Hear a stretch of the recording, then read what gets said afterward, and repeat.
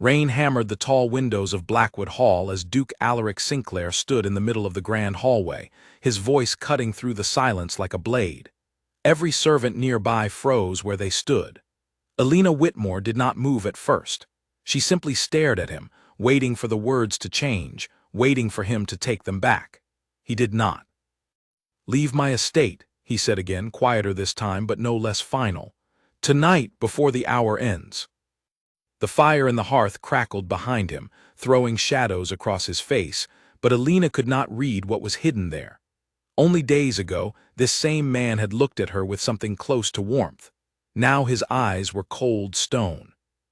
She had heard the whispers earlier that evening. A letter had gone missing from his study, a letter meant for no one but him, containing details about a business arrangement that could ruin the Blackwood name if it fell into the wrong hands. Someone had told him Alina was seen near his study door that afternoon. She had been near the door, yes, but only to deliver fresh linens to the adjoining room, a task she performed every week without exception.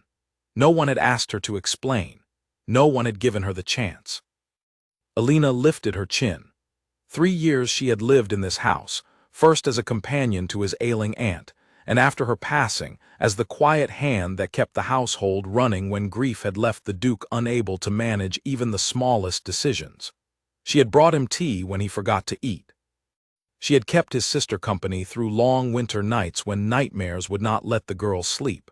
She had never asked for gratitude, only fairness. Tonight, she was being denied even that. "You believe I would betray you," she said, her voice steady despite the tightness in her chest.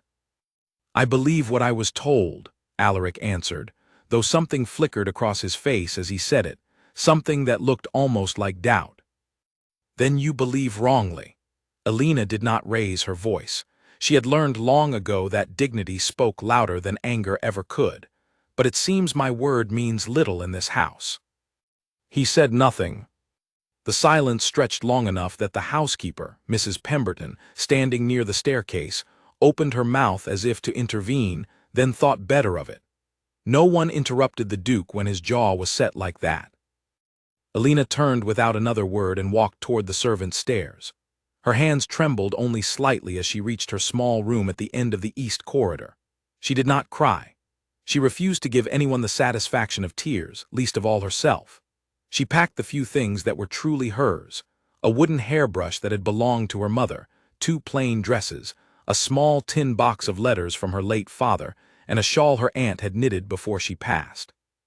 Everything else in this house, she reminded herself, had never really belonged to her anyway. Outside, the storm was gathering strength. Thunder rolled somewhere far off, low and warning, like the growl of something patient and large. Alina paused by her window and looked out at the darkening sky. She knew what waited beyond the estate gates was not comfort. The nearest village was hours away by foot, and she had no carriage, no escort, nothing but her own 2 feet and the fading light of dusk. She thought briefly of asking one of the stable hands for a ride, but pride held her back. If the Duke wanted her gone, she would not linger like a beggar asking for one final kindness. She would walk out with her back straight, exactly as she had walked in 3 years ago, a stranger to this grand house who had never truly believed she belonged. Downstairs, Alaric remained standing in the hallway long after Alina disappeared up the stairs. His sister, Clara, appeared at the top of the staircase, her nightgown catching the candlelight, her eyes wide with confusion.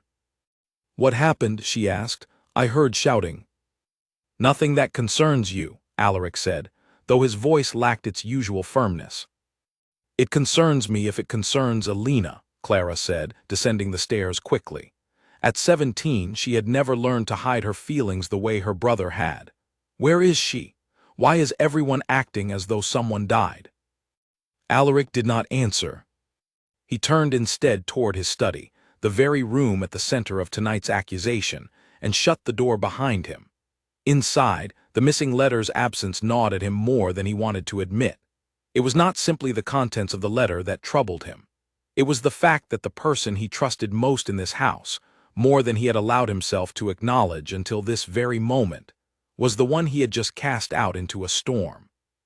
He sat at his desk and stared at the empty space where the letter should have been. His valet, a quiet young man named Peter, knocked softly and entered.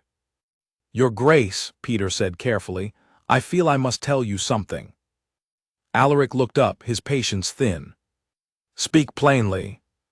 "I saw Lady Priscilla Ashford near your study this afternoon, before Miss Whitmore passed by with the linens. Lady Priscilla was alone in the hallway for several minutes.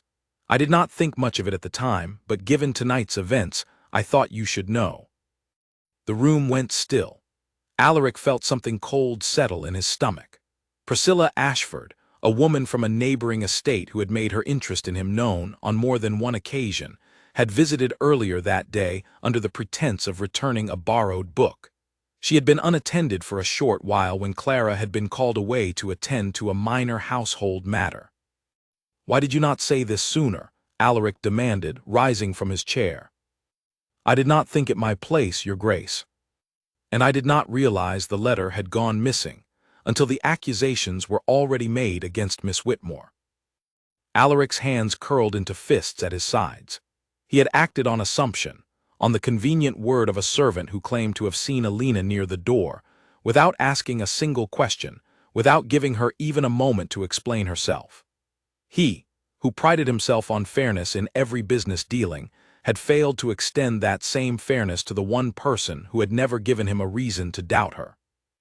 He moved to the window and looked out. The rain had grown heavier, streaking the glass in long silver lines. Somewhere out there, Alina was walking alone, likely already soaked through, likely already far from the safety of the estate gates. "Fetch my horse," he said suddenly, turning to Peter. "Your Grace, at this hour in this weather."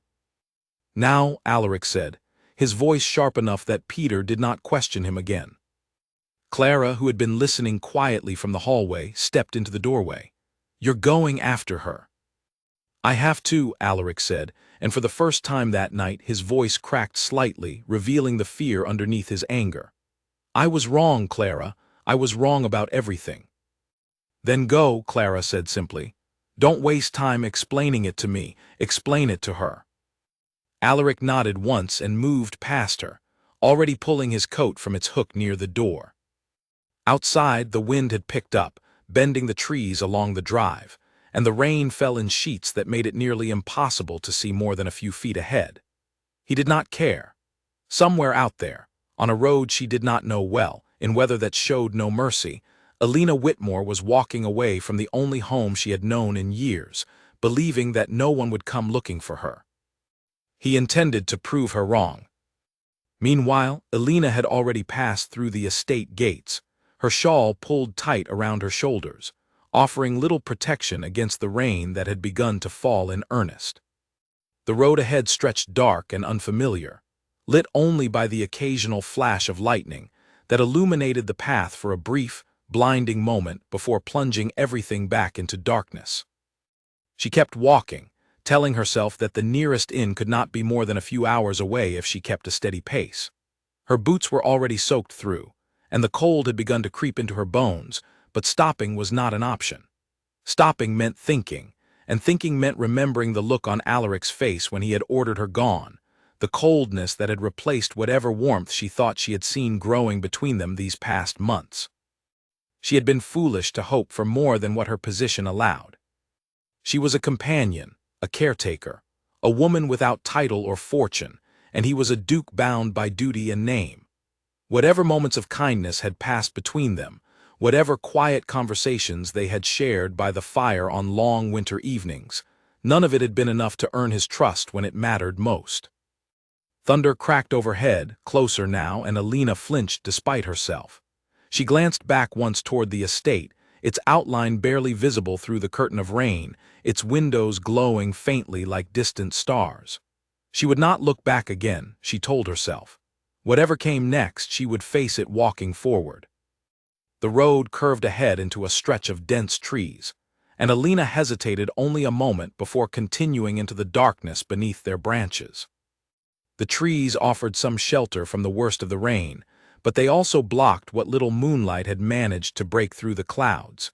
She moved carefully, one hand out in front of her, feeling for obstacles she could not see.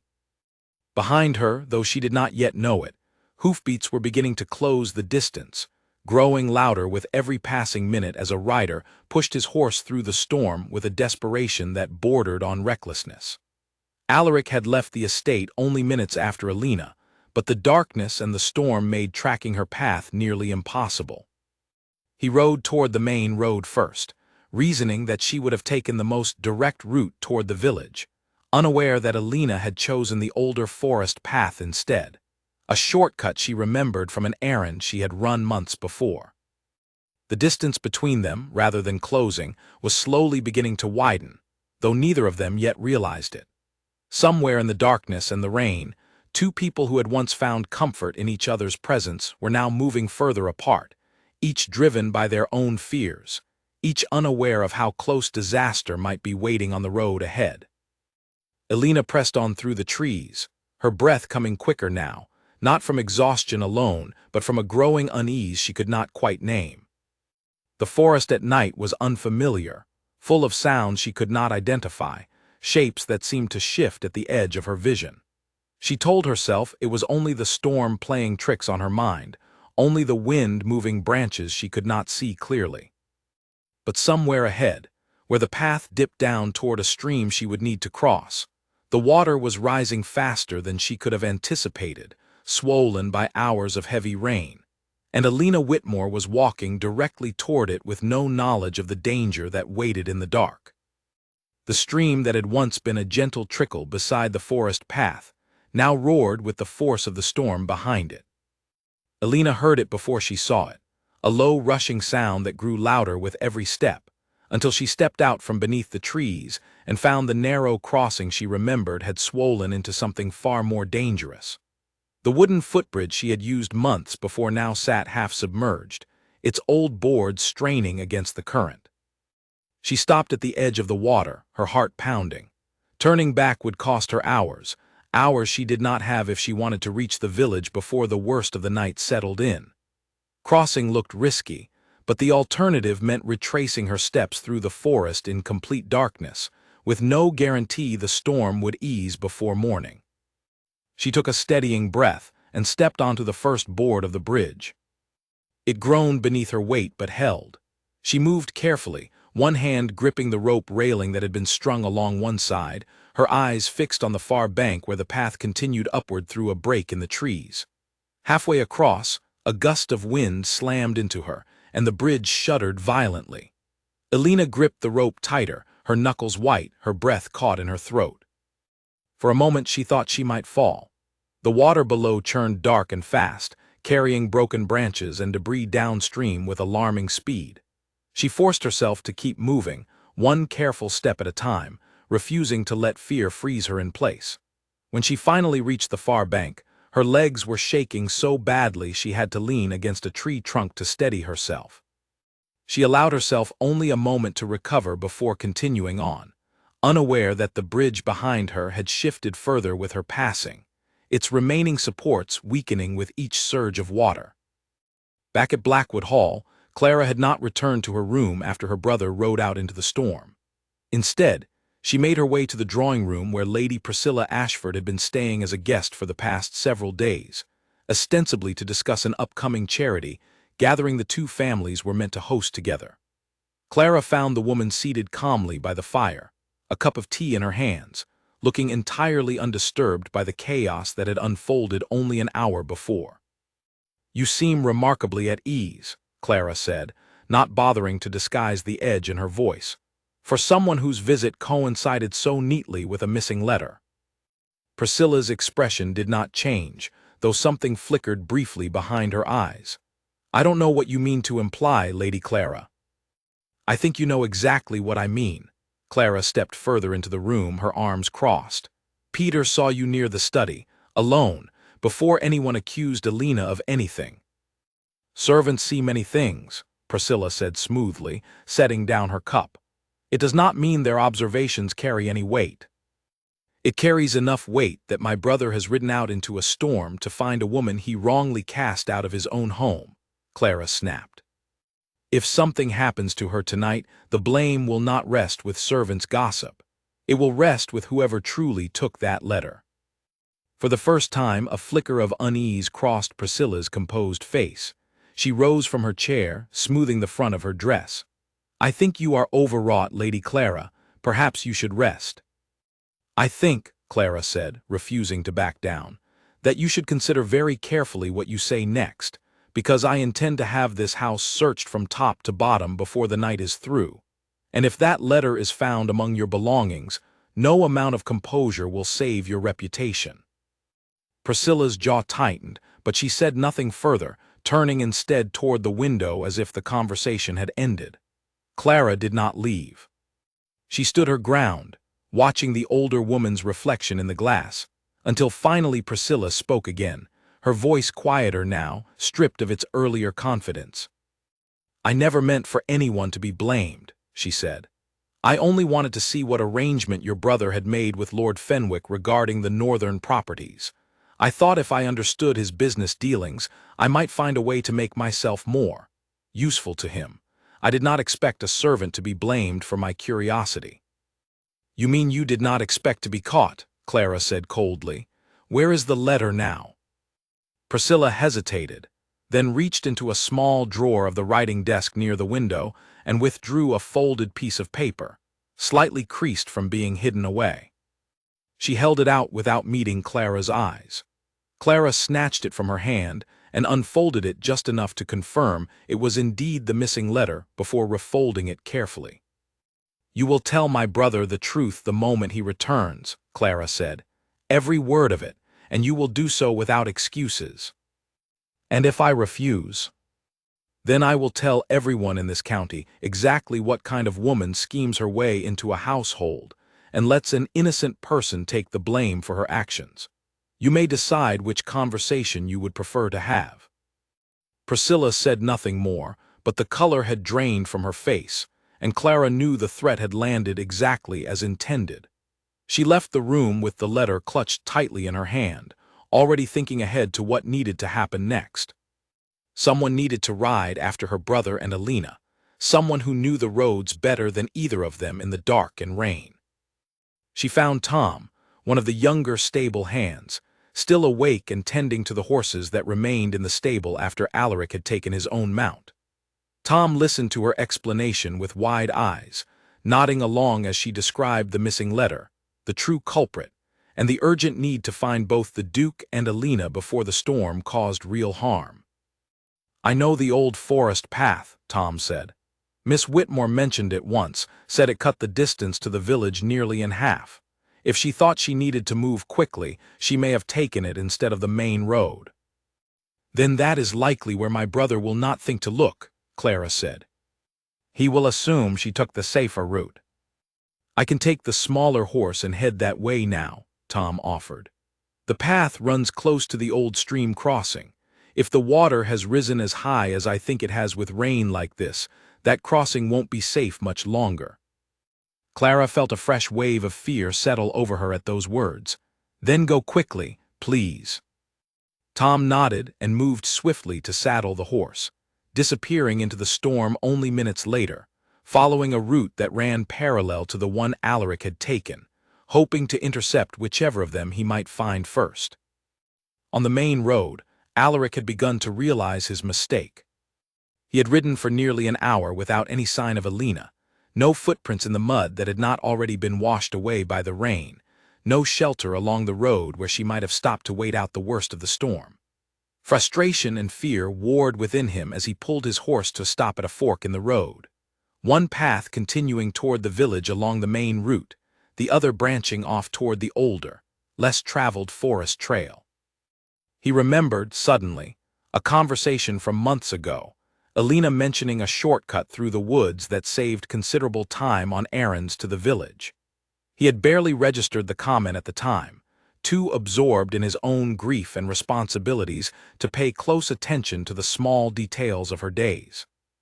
Now that forgotten conversation felt like the only clue he had. He turned his horse toward the forest path without further hesitation, urging the animal forward despite the poor visibility and treacherous footing beneath the trees. Branches whipped at his coat as he rode, rain finding its way beneath his collar, but none of it registered against the mounting dread building in his chest. If she had taken this path, and if the stream crossing had risen as high as the rain suggested it might, she could be in far greater danger than either of them had anticipated.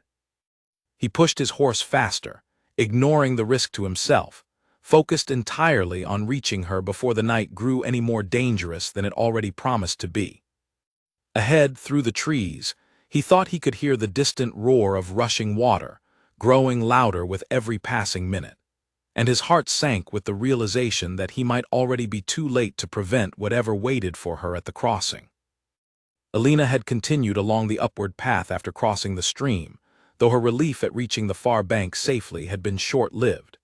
The rain showed no sign of easing, and the path ahead grew steeper, winding through rocks and roots that made every step a careful negotiation between speed and safety. She kept her eyes low, watching the ground for hazards she could barely see in the darkness, when a sudden gust of wind sent a low branch swinging directly into her path. She raised her arm just in time to shield her face, but the impact still caught her shoulder hard enough to knock her off balance. Her foot slipped on the wet stone beneath her, and she went down hard, her ankle twisting painfully beneath her as she landed. A sharp cry escaped her before she could stop it, swallowed almost immediately by the sound of thunder rolling overhead. For a long moment, she simply lay there, pain radiating up from her ankle, rain soaking through her clothes completely now, plastering her hair to her face. She wanted to cry, wanted to give in to the exhaustion and fear that had been building since she first walked out of Blackwood Hall, but some stubborn part of her refused to let the moment win. She pushed herself upright slowly, testing her weight on the injured ankle and wincing at the sharp protest it sent through her leg. Walking any further tonight, she realized with a sinking feeling, was not going to be possible without help of some kind. She looked around through the darkness and rain, searching for anything that might offer shelter, and spotted the outline of a small structure a short distance off the path, barely visible through the trees. It took her several painful minutes to limp toward it, using low branches and rocks for support along the way. As she drew closer, she recognized it as an old gatehouse, long abandoned, likely once belonging to a property that no longer existed or had changed hands so many times that this small building had simply been forgotten. Its door hung slightly open, one hinge broken, but the roof appeared mostly intact, offering at least some protection from the storm. Alina pushed the door open further and stepped inside, grateful beyond words for even this small mercy. The interior was dim and smelled of dust and damp wood, but it was dry, and for the first time in hours, she was out of the direct force of the rain. She found a corner relatively free of debris and lowered herself carefully to the floor, extending her injured ankle in front of her, and finally allowing herself a moment to simply breathe. The silence inside the gatehouse, broken only by the muffled sound of rain against the roof and the distant rumble of thunder, gave her mind space to wander back to everything that had happened that evening. She thought of Alaric's face when he had given the command for her to leave, the coldness in his eyes that had felt like a physical blow. She thought of the 3 years she had spent in that house, the quiet moments she had allowed herself to treasure even while telling herself they meant nothing, that a duke and a companion could never be more to each other than employer and employee. She had been wrong to let herself hope, she told herself now, sitting alone in a broken-down gatehouse with an injured ankle and no clear way to reach safety before morning. Hope had only made tonight's pain sharper. If she had guarded her heart more carefully these past months, perhaps the sting of his cruel words would not have cut so deeply.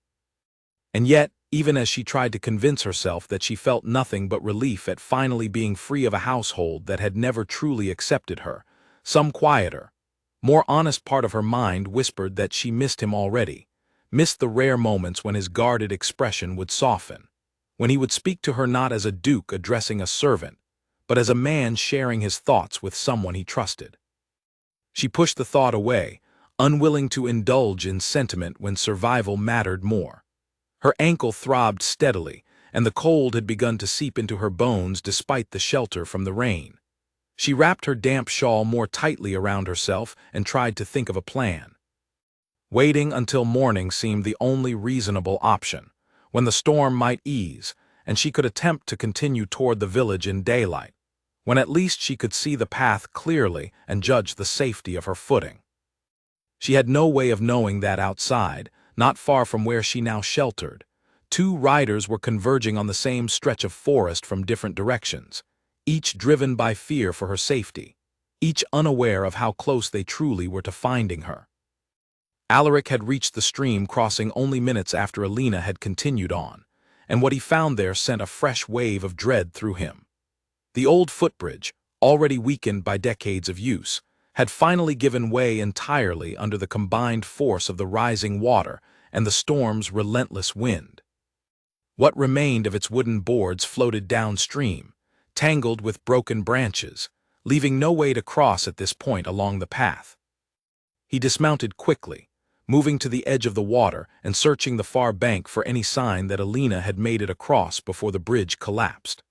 The darkness made it nearly impossible to see clearly, but he thought he could make out fresh marks in the mud near the base of a tree on the opposite side, marks that might have been made by someone climbing up from the water's edge.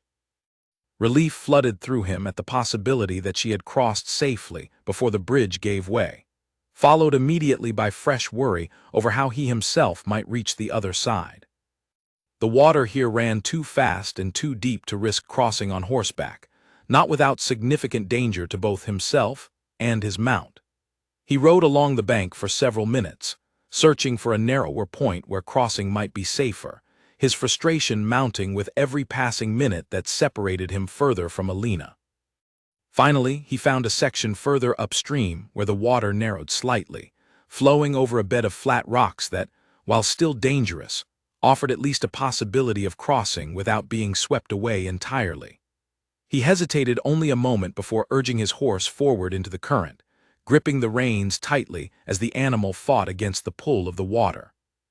The crossing was harrowing, the horse stumbling twice on the slick rocks beneath the surface, but Alaric managed to guide them both to the far bank without disaster, soaked through and shaking slightly from the strain of the effort. He paused only long enough to catch his breath before continuing along the path, following the direction he believed Alina would have taken, searching every shadow and shape along the way for any sign of her. Not far behind him, though neither was aware of the other's exact position, Tom had reached the same stretch of forest from a different angle, having taken a narrower trail that ran parallel to the main path. He had seen the collapsed bridge from a distance, and immediately understood the danger it represented, urging his horse onward with renewed urgency, hoping desperately that neither the Duke nor Alina had attempted to cross before its collapse. The storm continued to rage around all three of them, each moving through the darkness with their own fears and determination, the distance between them slowly narrowing even as none of them could yet see the others through the rain and the trees. Alina, meanwhile, remained huddled in the small gatehouse, unaware that help was drawing steadily closer, her thoughts drifting between exhaustion and the persistent ache of her injured ankle, wondering if morning would ever come. She must have drifted into a light, uneasy sleep at some point, because the next thing she registered clearly was the sound of hoofbeats approaching outside, growing louder before slowing to a stop near the gatehouse. Her heart leapt with a mixture of hope and fear, uncertain whether the approaching rider meant safety or further danger. She pressed herself further into the corner, straining to hear any indication of who had arrived. The door creaked open slowly, and a figure stepped inside, soaked completely through, breathing heavily from exertion. In the dim light filtering through the gatehouse's small window, Alina could not immediately make out the person's features, but something in the way they moved, the particular set of their shoulders even in exhaustion, sent a jolt of recognition through her before her mind had fully processed who stood before her. Alina, the voice that spoke her name was rough with relief and something that sounded almost like disbelief. Thank God I found you." Alina's breath caught in her throat. Even in the darkness, even soaked through and exhausted, she recognized that voice immediately. The voice of the man who only hours before had ordered her from his home with such cold finality that she had believed she would never hear him speak to her again except with contempt. "Your Grace," she managed, her voice barely above a whisper, uncertain what to make of his presence here, uncertain whether relief or renewed hurt should be her first response to seeing him.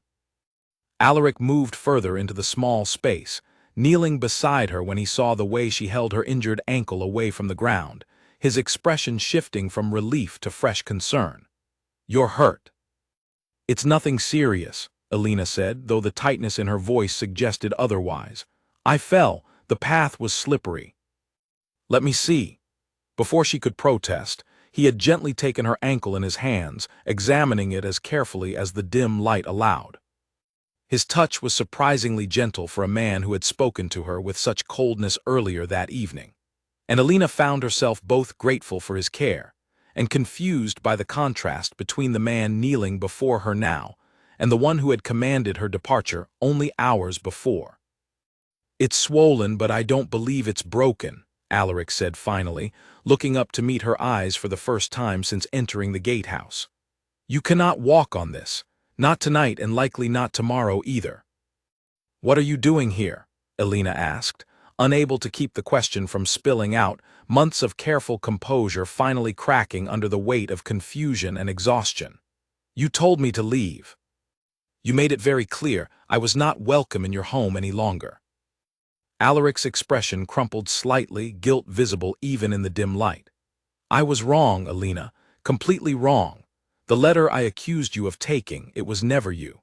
Priscilla Ashford took it, and I acted on nothing more than careless gossip without giving you the chance to explain yourself. I have never been more ashamed of my own behavior." Alina stared at him, uncertain whether to believe what she was hearing, uncertain whether hope was safe to feel after everything that had happened tonight. "You rode out in this storm to find me." "I would have ridden through worse," Alaric said, his voice rough with an emotion he no longer seemed to be trying to hide. "The moment I realized my mistake, nothing else mattered except finding you before something terrible happened. I could not bear the thought of you out here alone, believing that He paused, seeming to search for the right words. "Believing that I did not care what became of you." Outside, the storm continued to rage, but inside the small gatehouse, something had shifted between them, a fragile understanding beginning to form even as questions and uncertainty still lingered in the air. Alina did not yet know what tonight's events would mean for her future, whether she would return to Blackwood Hall or continue on toward whatever life awaited her beyond its gates.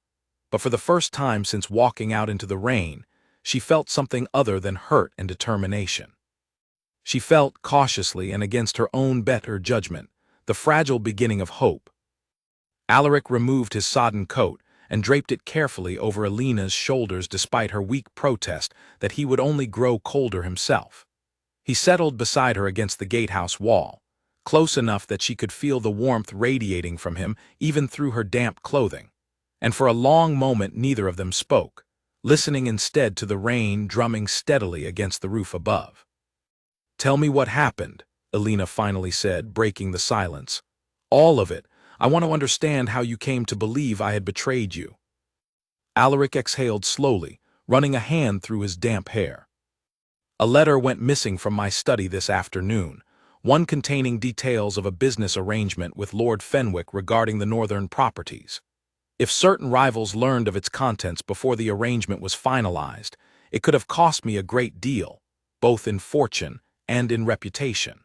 When I discovered it missing, one of the newer staff members mentioned seeing you near the study earlier in the day." "I was delivering linens," Alina said quietly, "as I do every week." "I know that now. I should have known it then if I had simply asked you rather than assuming the worst." He shook his head, frustration evident in his voice, though it seemed directed entirely at himself. "After you left, my valet told me he had seen Lady Priscilla Ashford near the study earlier that afternoon, alone, while Clara had been called away. I realized immediately how wrong I had been, but by then you were already gone, and the storm had already begun." Alina absorbed this information slowly, feeling the sharp sting of the earlier accusation begin to ease slightly, though a deeper hurt remained beneath it.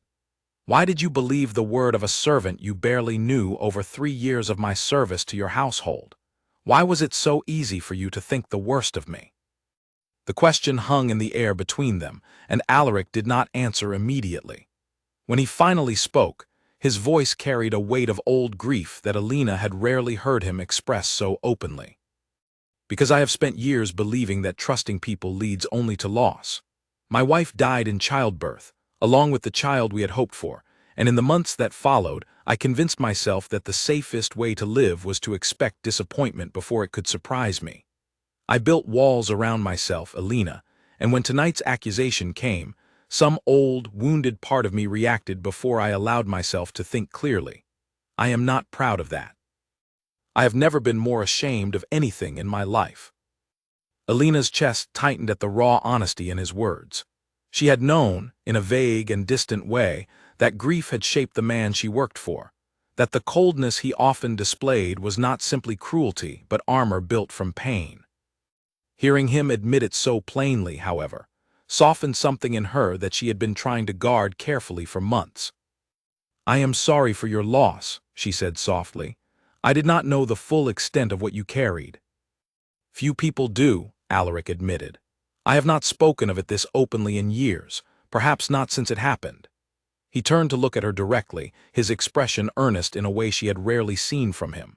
"But tonight, riding through this storm, terrified that I might lose you the same way I lost her, I realized how foolish it has been to keep everyone at a distance out of fear. I would rather risk being hurt again than continue living behind walls that keep away everyone who might actually care for me."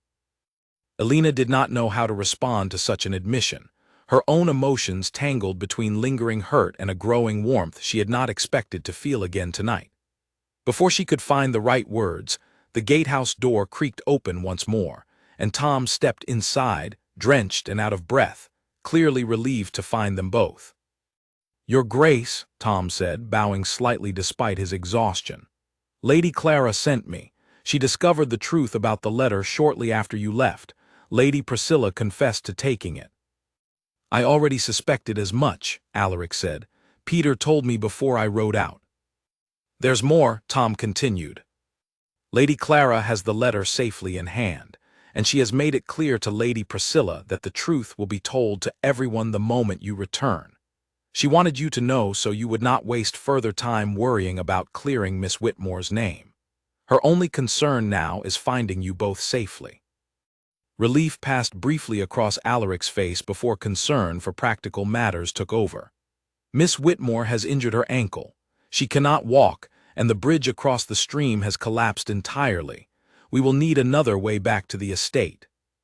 Tom considered this for a moment. "There's an old cart path further north, past the ridge, that connects to the main road without needing to cross the stream at all.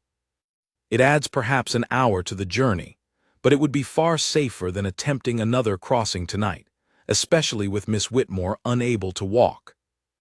"Then that is the path we will take," Alaric said. "Once the worst of the storm passes, or once we have no other choice but to move regardless." Alina listened to this exchange with a strange sense of unreality settling over her, as though the events of the evening had shifted so dramatically from despair to something resembling hope that her mind struggled to fully accept the change. Only hours ago, she had believed herself cast out permanently, walking alone into a storm with nothing but her pride to keep her company.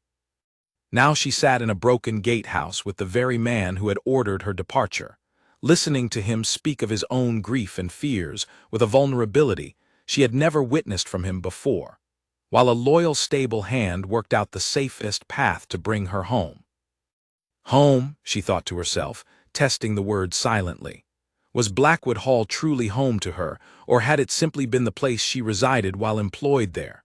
The question felt more complicated now than it had even a day before. Tom excused himself to check on the horses and give them privacy, leaving Alaric and Alina alone once more in the dim shelter of the gatehouse. The rain outside had begun, almost imperceptibly, to ease slightly, the fierce drumming softening into a steadier, gentler patter against the roof. "I owe you more than an apology," Alaric said quietly, breaking the silence that had settled between them. "I owe you an explanation for why tonight affected me as deeply as it did, beyond simply correcting an injustice." Alina turned to look at him, uncertain what he meant, though something in his tone made her chest tighten with anticipation. "These past months," Alaric continued, choosing his words carefully, I have found myself looking forward to small moments I once would have considered insignificant. The way you always seem to know exactly when I need tea brought without asking. The patience you show Clara when she is frightened or upset. The quiet conversations we have shared by the fire, conversations I find myself thinking about long after they end. He paused, seeming to gather courage for what came next. I did not fully understand what these feelings meant until tonight, when the thought of losing you, of never having the chance to correct my mistake, felt unbearable in a way I have not experienced since my wife's passing. Alina's heart pounded steadily in her chest as she absorbed his words, hardly daring to believe what he seemed to be telling her. Your Grace, I am a companion in your household. Whatever feelings may have developed between us, our positions in life remain very different. Do you believe that matters to me? Alaric asked, his voice gentle but firm. I have spent years hiding behind titles and duties and expectations, and tonight I nearly lost the one person who has made this house feel like something other than a monument to grief. I do not intend to let position or propriety keep me from telling you the truth of my feelings any longer, Alina, regardless of what conclusions you draw from that truth. Alina did not know how to answer him, her emotions too tangled and raw from the events of the evening to fully process what he was offering. Instead, she allowed herself simply to lean slightly against his shoulder, accepting the warmth and comfort of his presence without demanding immediate clarity about what it all meant. Alaric, seeming to understand her need for time, said nothing further, simply remaining beside her as the storm slowly began to weaken outside, the two of them sitting together in comfortable silence while they waited for the safest moment to begin the journey home. By the time the sky began to lighten with the first pale hints of dawn, the storm had softened into a fine drizzle, and Tom returned to the gatehouse to report that the horses were ready, and the northern cart path appeared passable, though muddy and slow going in places. Alaric helped Alina to her feet carefully, supporting most of her weight as she tested her injured ankle, wincing at the sharp protest the movement caused. You cannot ride alone, Alaric said firmly, already moving to lift her before she could argue. You will ride with me. There is no reasonable alternative given your injury. Alina wanted to protest on principle, uncomfortable with the idea of being carried like something fragile, but the throbbing pain in her ankle convinced her that pride would have to yield to practicality this once. She allowed him to lift her onto his horse, settling in front of him as he mounted behind her, one arm wrapped securely around her waist to steady her for the journey ahead. The ride toward the northern cart path took them through terrain that grew gradually easier as the sun continued its slow climb toward the horizon, painting the storm-washed countryside in soft shades of gray and gold. Alina found herself acutely aware of the warmth of Alaric's arm around her, the steady rhythm of his breathing at her back, and she allowed herself, cautiously, to lean into the support he offered rather than holding herself rigidly apart as she might have done only a day before. They spoke little during the ride, both of them exhausted from the night's events, though the silence between them felt different now than it had during the tense confrontation at the estate hours earlier. This silence felt companionable, filled with unspoken understanding rather than hostility or uncertainty.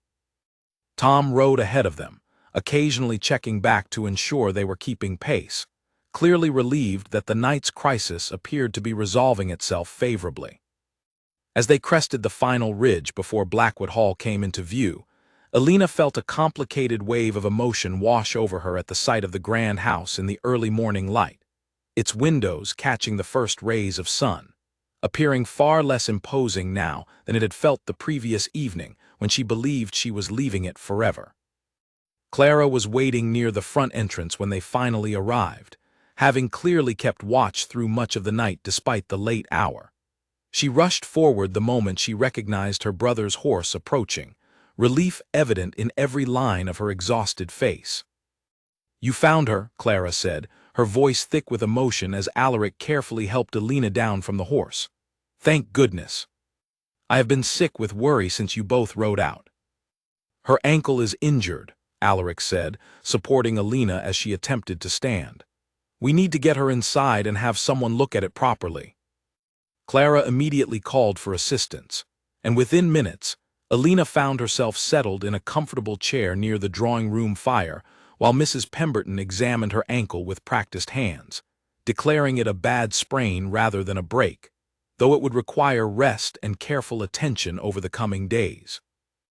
As warmth slowly returned to her chilled body and the immediate crisis of her injury was addressed, Alina became aware of raised voices coming from elsewhere in the house. She looked toward Clara questioningly, and the younger woman's expression hardened slightly. "Lady Priscilla is being asked to explain herself to the full household," Clara said. "I insisted that the truth be made known to everyone, not simply whispered about in corners. You have suffered enough humiliation because of her actions. It is only right that the truth be spoken as clearly and publicly as the accusation against you was made." Alina felt a complicated mixture of vindication and discomfort at this news. Part of her wanted nothing more than to have her name cleared thoroughly, to erase any lingering doubt among the staff who had witnessed her dismissal the previous evening. Another part of her, exhausted and still processing the night's events, simply wished to rest quietly and let the matter settle on its own. Alaric, sensing her hesitation, knelt beside her chair. "You do not need to be present for this if you would rather rest," he said gently.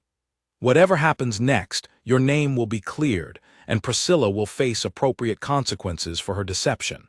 You have earned the right to simply recover without further burden today."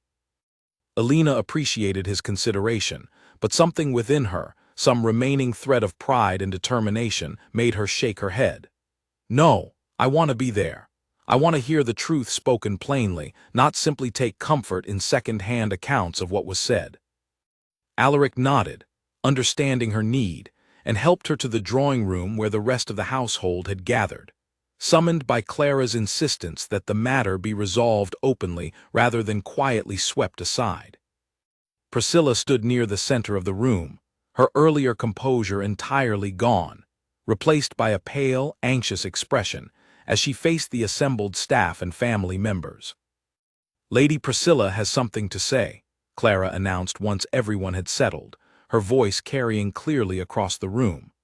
"I believe everyone here deserves to hear it directly, given the harm caused by yesterday's false accusation." Priscilla's hands trembled slightly as she began to speak, her voice noticeably smaller than it had been during her earlier confrontation with Clara. "I took the letter from the Duke's study yesterday afternoon, out of curiosity regarding a business matter that did not concern me. When the letter was discovered missing and suspicion fell upon Miss Whitmore, I said nothing to correct the misunderstanding, allowing an innocent woman to bear the consequences of my actions. I am deeply ashamed of my behavior and offer my sincere apologies to Miss Whitmore for the harm and distress I caused her." A murmur passed through the assembled staff, several of them glancing toward Alina with expressions of sympathy and quiet vindication. Alina, seated near the fire with her injured ankle propped carefully on a cushion, felt a weight lift slightly from her shoulders at finally hearing the truth spoken so plainly before everyone who had witnessed her humiliation the previous night. "Thank you for your honesty, however delayed," Alaric said, his voice carrying the authority of his position without the harshness it had held the previous evening. "Given the severity of what your deception cost Miss Whitmore, both in dignity and in physical danger during her journey last night, I must ask that you conclude your visit to Blackwood Hall immediately. I will not tolerate deception of this nature within my household, regardless of the social standing of those involved." Priscilla's face flushed with a mixture of shame and lingering resentment, but she offered no argument, understanding that her position had become entirely untenable. She left the room quietly to arrange for her immediate departure, and the assembled staff began to disperse gradually, many of them offering quiet words of sympathy and apology to Alina as they passed. Once the room had emptied except for Alaric, Clara, and Alina herself, a heavy silence settled over them, though it carried none of the tension from the previous evening. Clara moved to sit beside Alina, taking her hand gently. "I am so sorry for what you endured last night," Clara said. If I had known sooner about Priscilla's involvement, I would have stopped my brother's mistake before it ever caused you harm. You could not have known, Alina said, squeezing Clara's hand in return. None of us could have anticipated how quickly everything would unravel. I am simply grateful the truth came to light before more damage was done. Alaric, who had been watching the exchange quietly, moved closer, his expression serious. The damage to your trust in me may already be considerable, regardless of how quickly the truth emerged. I would understand if you found it difficult to remain in this household after everything that has happened. Alina looked up at him, considering his words carefully. The events of the past day had tested her in ways she had not anticipated, revealing both the fragility of her position within this household and the surprising depth of feeling that had grown between herself and the man who employed her. She did not yet know what the future held, whether she could fully trust that last night's crisis would not repeat itself in some other form. But she found, sitting there with her injured ankle propped before the fire and the warmth of Clara's hand still holding her own, that she was not yet ready to imagine a future away from Blackwood Hall. I think, she said slowly, that I would like the chance to see whether trust, once broken, can truly be rebuilt. But it will take more than one night's rescue to fully restore what was lost, Your Grace. I hope you understand that.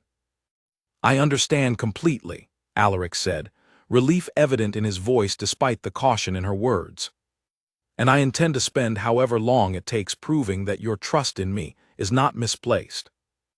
Over the following days, Alina's ankle slowly began to heal, though Mrs. Pemberton insisted she remain off her feet as much as possible, a restriction that left Alina with unexpected time to reflect on everything that had changed since the night of the storm. Alaric visited her often during her recovery, bringing books from his library or simply sitting with her by the fire, their conversations gradually shedding the careful formality that had once defined their interactions. Clara, too, spent considerable time with Alina, the two of them growing closer than ever through shared relief at the resolution of the crisis and quiet conversations about everything from favorite novels to half-formed hopes for the future. It was during one such conversation, nearly a week after the storm, that a visitor arrived at Blackwood Hall whose presence threatened to disturb the fragile peace that had settled over the household. Lord Edmund Grayson, a distant cousin of Alaric's late father, and a man who held considerable influence within the family's broader social circle, arrived unannounced one afternoon, his expression grave as he was shown into the drawing room where Alaric happened to be reading. Alina, resting nearby with her ankle still elevated, observed the visitor's arrival with a growing sense of unease, sensing immediately that his purpose was not merely social. Alaric, Lord Grayson began without preamble, I have heard troubling rumors regarding your household, rumors I felt compelled to address directly rather than allow to spread unchecked through the county. I cannot imagine what rumors would concern you enough to warrant an unannounced visit, Alaric replied, his tone carefully neutral though Alina noticed the slight tension in his shoulders. Rumors regarding your attentions toward a companion in your employ, Lord Grayson said bluntly, his gaze flicking briefly toward Alina before returning to Alaric. I understand a serious misunderstanding occurred recently, one that ended with you personally riding out in a storm to retrieve the young woman after dismissing her. Such behavior, if it reflects genuine attachment rather than simple correction of an injustice, would represent a considerable departure from what is expected of a man in your position. Alina felt her cheeks flush with embarrassment at having the matter discussed so openly, though she remained silent, uncertain whether her presence in the conversation would help or hinder whatever response Alaric intended to give. I fail to see how my personal conduct within my own household concerns you, Edmund, Alaric said, his voice carrying a warning edge that Alina had not heard directed at anyone since the night he had wrongly accused her. It concerns the family name, Lord Grayson pressed. You are a Duke Alaric.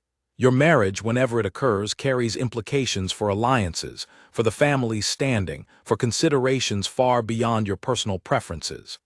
A companion, however capable she may be at her duties, is simply not a suitable match for a man of your position.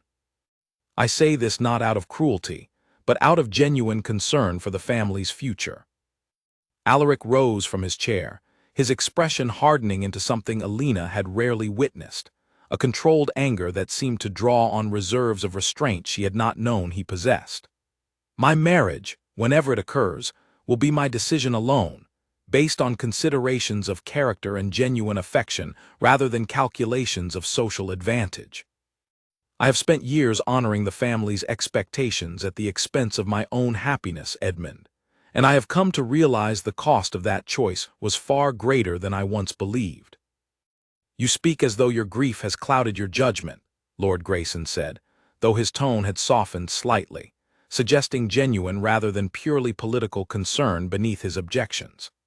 "I understand the loss of your wife affected you deeply, but making an impulsive decision now, based on a moment of gratitude toward a woman who assisted your household during a difficult time, would be a mistake you might regret for the rest of your life."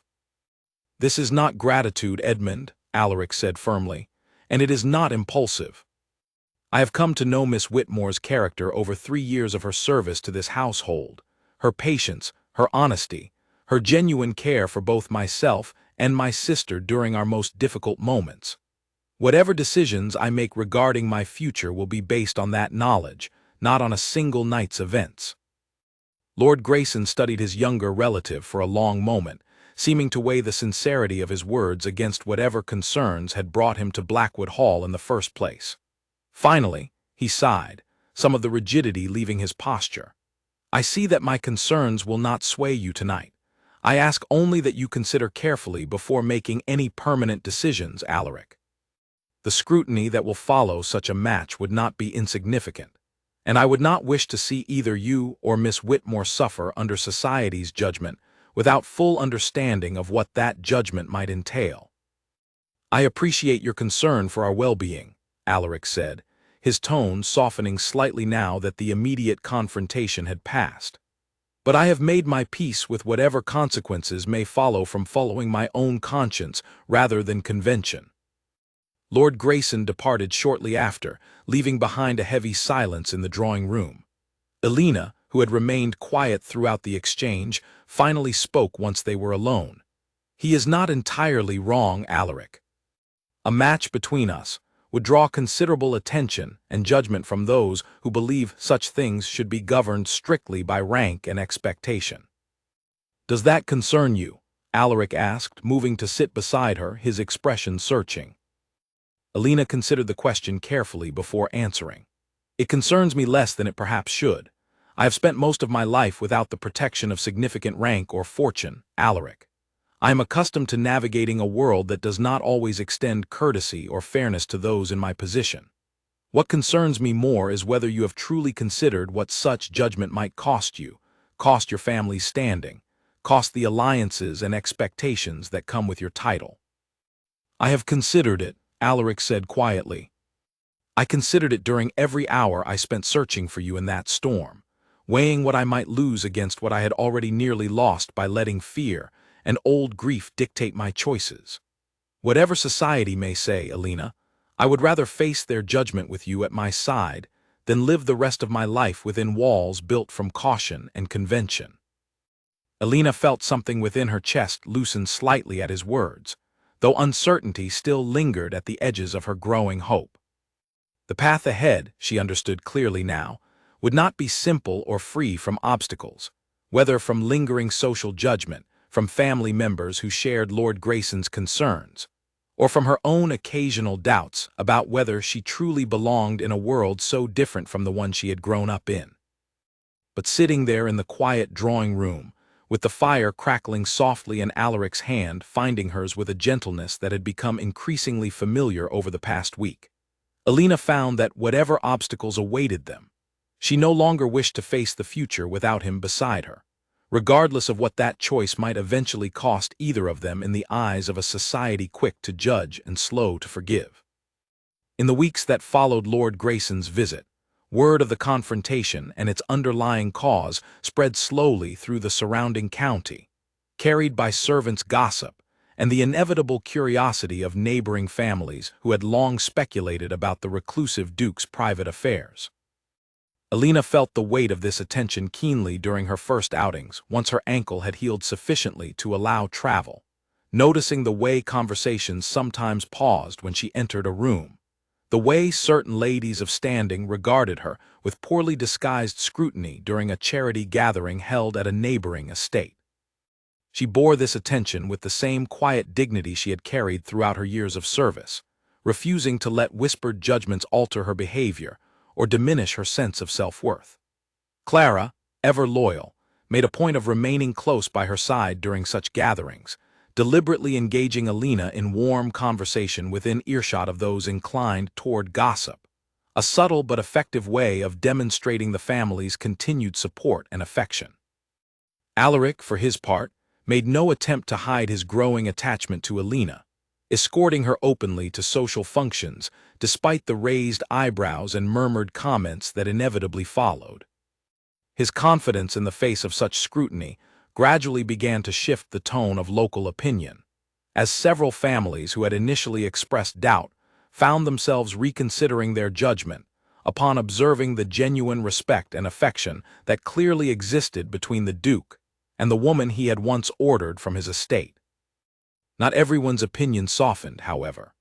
At a formal dinner hosted by one of the county's more prominent families several weeks after the storm, Alina found herself seated near an older woman, Lady Winifred Ashcombe, whose sharp tongue and firm belief in strict social hierarchy had earned her a reputation throughout the county for pointed commentary delivered under the guise of polite conversation. "I understand you were once employed as a companion at Blackwood Hall," Lady Ashcombe said during a lull in the broader table conversation, her tone carrying just enough emphasis on the word employed to make her meaning clear. "It must be quite an adjustment, finding yourself the subject of such particular attention from the Duke himself." "I have found the past several months to bring many adjustments," Alina replied evenly, refusing to let the older woman's condescension provoke a defensive or embarrassed response. "Though I have found that genuine character matters far more in navigating such adjustments than any particular title or position ever could." "A generous sentiment," Lady Ashcombe said, her smile thin. "Though I wonder whether such sentiments will hold as much weight when faced with the practical realities of managing a household of Blackwood Hall's significance, or representing the family name at gatherings of considerable importance. Companionship and management are, after all, quite different skills."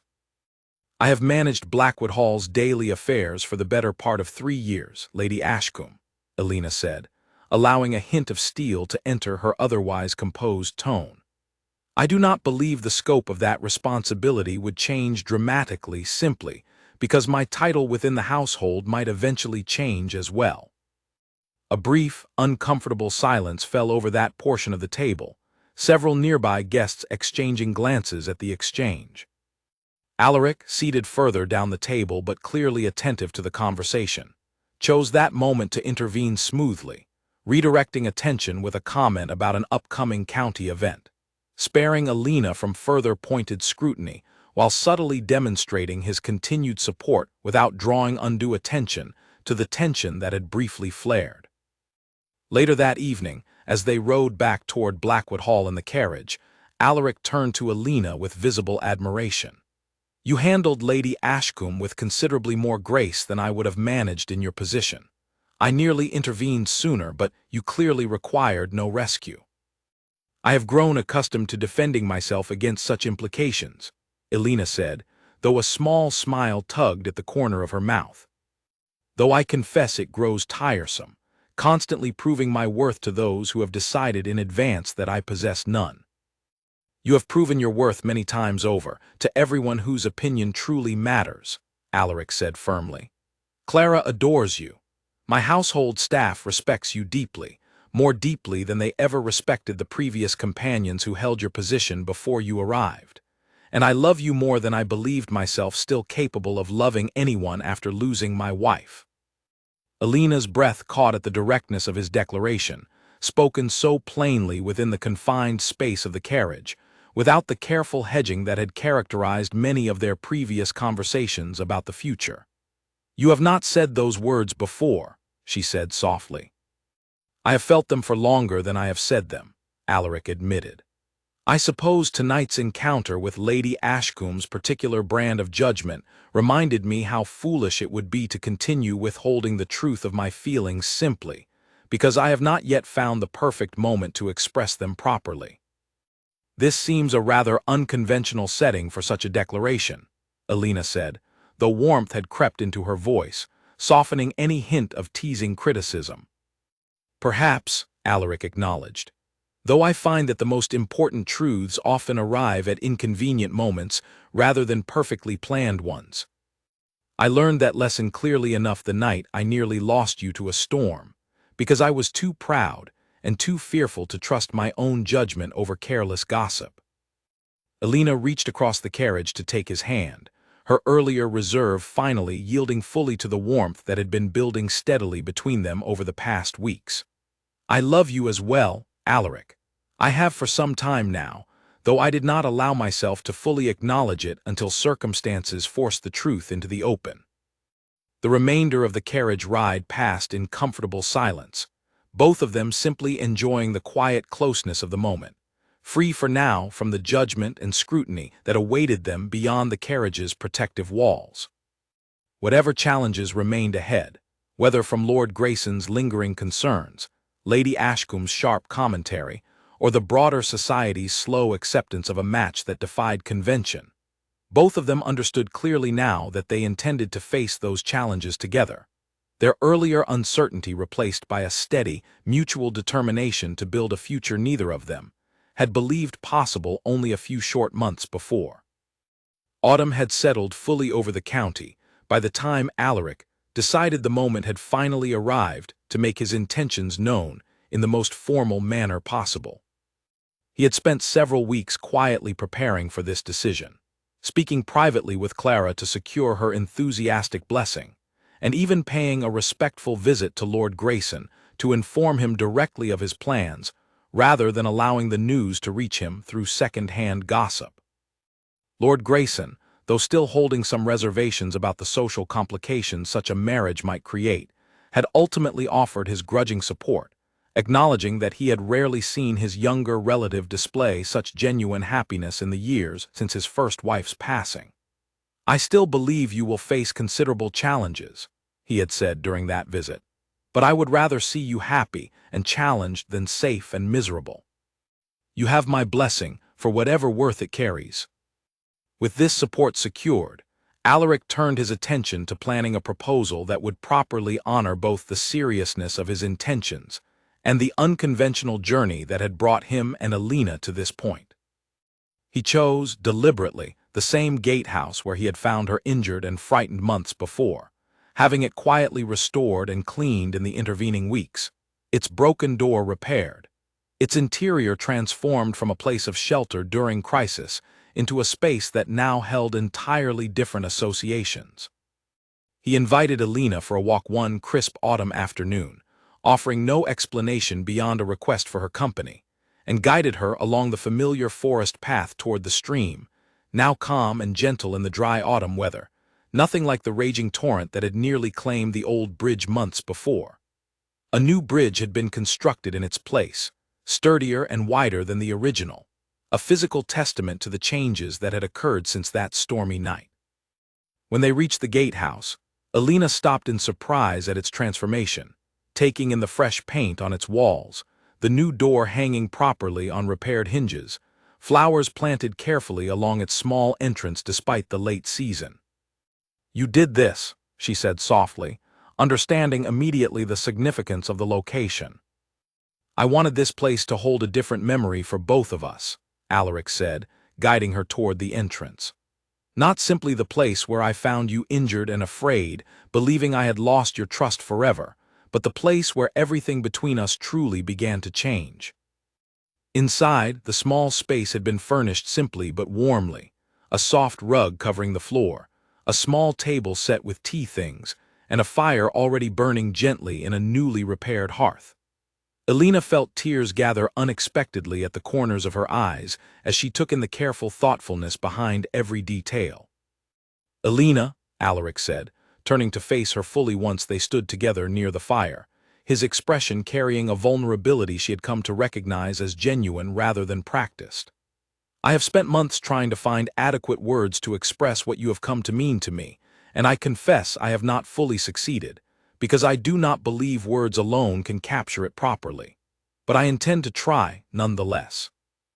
He knelt slowly, taking her hand in his, and Alina's breath caught as understanding dawned fully regarding the purpose of this carefully arranged afternoon. "You walked into my life at a time when I believed myself incapable of feeling anything beyond duty and grief. You showed patience with my sister when I could not find the strength to comfort her myself.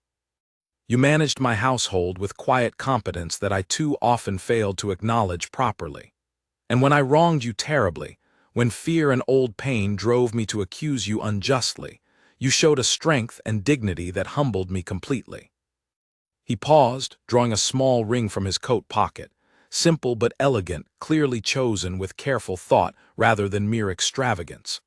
"I do not wish to spend another day pretending that convention or family expectation matters more to me than the genuine happiness I have found with you. Alina Whitmore, will you do me the honor of becoming my wife?" Alina felt the tears that had been gathering finally spill over, though they carried nothing but joy rather than the sorrow of recent months. "Yes," she said, her voice thick with emotion. "Yes, Alaric, I will marry you." He rose immediately, gathering her into an embrace that spoke of relief and happiness in equal measure. And for a long moment they simply held each other near the fire. The small gatehouse that had once sheltered fear and uncertainty now filled instead with the warmth of a future both of them had once believed impossible. Word of the engagement spread quickly through Blackwood Hall, and the surrounding county in the days that followed, met with a mixture of reactions ranging from Clara's unrestrained delight to the more measured, though ultimately warm, acknowledgement from families like Lord Grayson's, who had initially harbored reservations. Lady Ashcombe, predictably, offered pointed commentary about hasty decisions and unconventional matches, though her opinion carried increasingly little weight as more of the county came to know Alina's genuine character firsthand. The wedding itself took place in early winter, a modest but joyful affair held in Blackwood Hall's own chapel, attended by household staff who had come to respect and care for Alina deeply over her years of service, alongside family members who had gradually come to accept and even celebrate the match. Clara served as Alina's attendant, radiant with happiness at witnessing her brother's genuine joy after years of quiet grief, while Tom and the other stable hands who had assisted during the crisis months before stood proudly among the gathered witnesses. As Alina walked down the short aisle toward where Alaric waited, she found her thoughts drifting briefly back to that stormy night months before, to the cold command that had sent her walking into darkness and uncertainty, to the fear and pain of believing herself unjustly cast out with no path forward except away from everything she had come to consider home. That night had felt, at the time, like the ending of something precious and irreplaceable. Instead, she understood now, standing before the man who had once ordered her departure and who now waited to bind his life permanently to hers. That stormy night had marked not an ending but a beginning, the painful but necessary catalyst that had forced both of them to confront truths about themselves, and each other that might otherwise have remained hidden indefinitely behind careful formality and unspoken fear. As they exchanged their vows before the small gathered assembly, rain began, gently and without malice this time, to patter softly against the chapel's stained glass windows, a quiet echo of the storm that had once separated them now serving instead as a gentle backdrop to their union. Alaric squeezed her hand slightly as the sound reached them both, and Alina caught the small, private smile that passed between them, an acknowledgment shared only by the two of them of how far they had traveled since that first terrible night. When the ceremony concluded, and they turned to face the small assembly as husband and wife, Alina felt a peace settle over her that she had not believed possible during those desperate hours walking alone through the storm months before.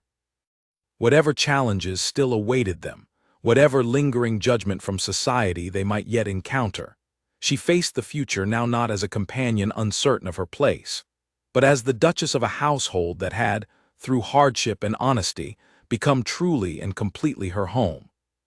A full year passed after the wedding, and Blackwood Hall had transformed in ways that extended far beyond the fresh paint and renewed gardens that Alina had insisted upon shortly after taking her place as Duchess. The house itself seemed to breathe differently, its once quiet, grief-heavy hallways now regularly filled with laughter, with Clara's cheerful chatter as she grew into a confident young woman, with the warmth of a household no longer governed by careful distance and unspoken sorrow. Alina had taken to her new role with the same quiet competence that had once made her indispensable as a companion, though now she exercised that competence with the full authority and confidence of her position, earning genuine respect not only from the household staff who had known her for years, but increasingly from the broader county society that had once regarded her with suspicion. Lady Ashcombe, though never entirely warm, had at least ceased her pointed commentary after witnessing firsthand how effectively and graciously Alina managed several significant social gatherings hosted at Blackwood Hall throughout the year.